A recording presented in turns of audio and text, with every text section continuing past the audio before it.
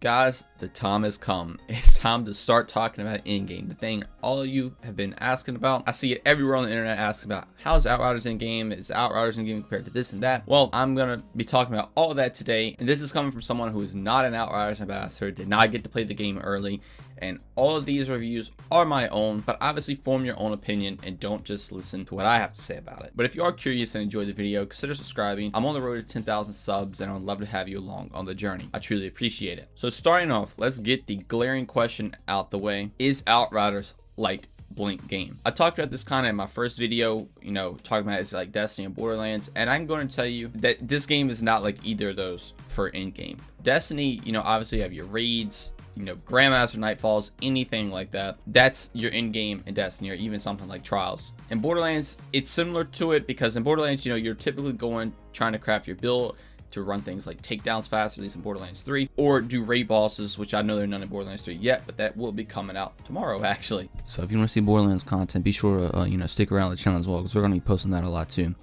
But this game is its own unique thing, and honestly, if I did have to make a comparison, because I know a lot of people like comparisons, it is very, very similar to Diablo 3 Greater Rifts. If you've never played Diablo 3 or don't even know what it is, the Greater Rifts are essentially just these super action-packed, fast-paced things where you try to complete really quick and just farm, and then you get all your rewards at the end. This game is a super, not really fast-paced, you can make it fast-paced depending on your build, that you just tear through a lot of enemies and try to get through to the end really, really quick, and you get all your loot at the end. So as you see, they're very, very similar in that aspect. Obviously they're two completely different games, but they have the aspect of making your build, going in to see how fast you can complete it. The faster you complete it, you get better rewards. And the things you are completing in this game are called expeditions, which is just the term they gave for it. It's nothing like unique or anything, but these expeditions are actually brand new missions that have their own like little story to them. They are in base areas of the campaign. They're not any reused areas. Like when you're going through the campaign, they're completely new design areas, which is really cool. And it's kind of just like adding harder missions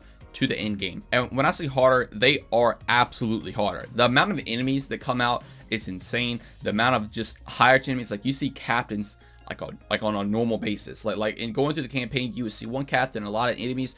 In some areas you might see more captains than normal enemies. It's really, really challenging, and they really, really want you to get your build crafted to get through these things as fast as possible. I know a lot of people haven't even gotten to expeditions yet, and they're actually working on getting the world tier up, which is what I'm going to talk about now, because I think getting your world tier up actually is part of the end game, because once you beat the game, if you don't turn your world tier down, I think you could probably get around world tier 7 or 8, but as we all know now, most people are just keeping the world tier down to finish the campaign, which is totally fine, because the campaign can be insanely hard too, depending on some parts that you're at. But once you get this world tier up, it's going to also increase the difficulties in the main game. And as you get your world tiers higher, you do get legendary drops on 13, 14, and 15. I'm pretty sure you get 3 legendary drops, and this is also obviously going to increase your loot drop chances and everything in the base game as well. So if you're farming the main game or world tier 15, you're going to have better loot as well. Getting to world tier 15 wasn't hard, so to speak. It's definitely nowhere as hard as trying to get your CT, expedition ranks up, but it was a grind. Like going through doing every single side quest, literally everything the game has to offer. I think I got right at 15, and I had to do a couple other missions to get to 15.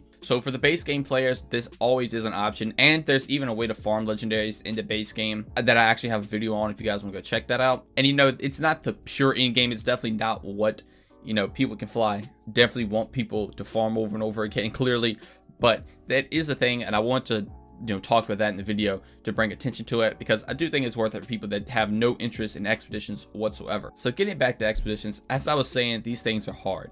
The main loop of this game is going to be farming expeditions over and over and over again, and there are a lot of expeditions actually. I'm not exactly sure on the exact number, but there's some that I haven't played yet. And then there's the main expedition, Eye of the Storm. At the end you have to be CT 15, which is the highest, which takes a long time to get to, a lot of grinding, and then that's going to be the overall end mission, the hardest thing. I guess if you ever want to compare it to like the raid like activity, that's what it's going to be, because it's going to be the hardest, and that's that.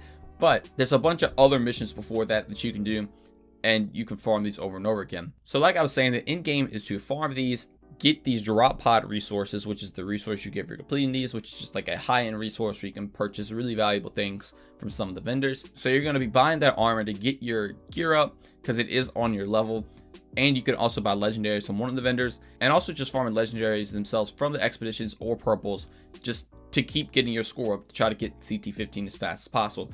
In the process of doing this, you could also be thinking of builds, change the way you want to work stuff up, and see what works the best for you. And we're talking about builds, that is the overall end game of this game. The build crafting is what you're going to be looking forward to when playing this. From what it seems right now, there doesn't seem like to be a lot of builds, obviously, but people are still earlier in the game.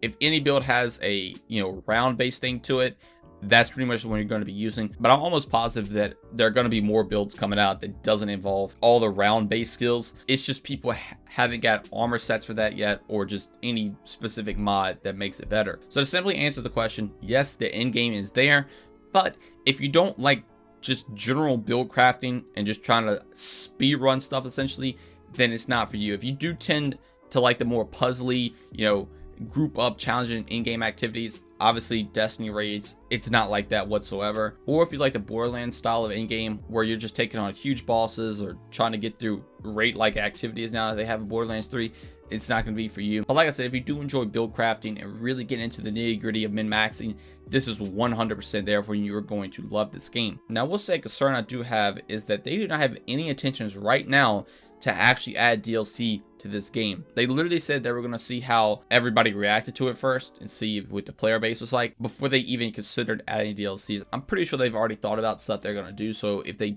do add them, it probably won't be too long.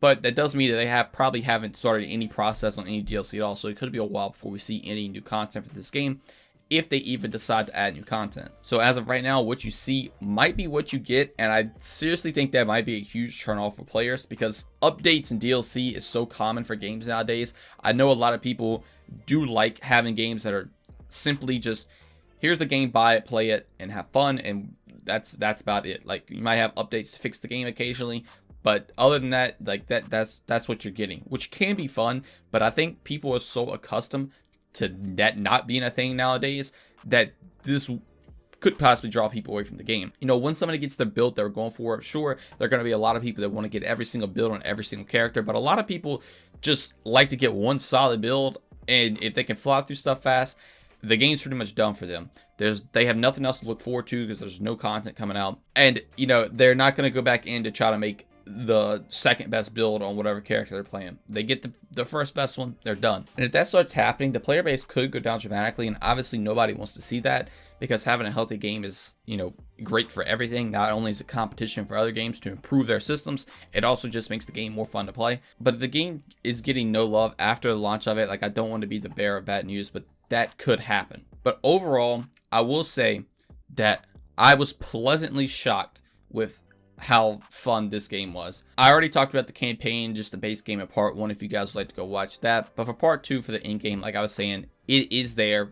And if you enjoy grinding for builds, you are going to love to play this game. Depending on how many builds you want to grind for, or if you want to go on every single character to get every build, like I was saying, you have a lot of content to dive into. But if you're a player where you're just going to, try to get the CT15 with one build, it could be not so much there for you.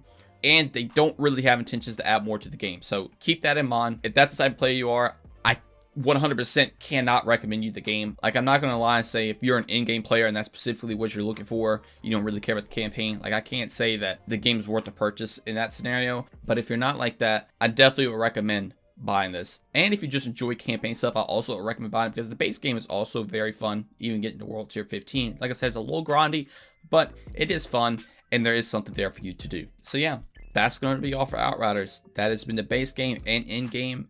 If they do tend to release more DLCs, I could do more videos like this if you guys would like me to. You can still definitely expect to see more videos on Outriders, going into builds and just other stuff that pops up. But for now, that's all for the reviews. But yeah, if you made it this far in this video, or even watched the other video, I seriously thank you for watching, and I'll see you all in the next one. Peace.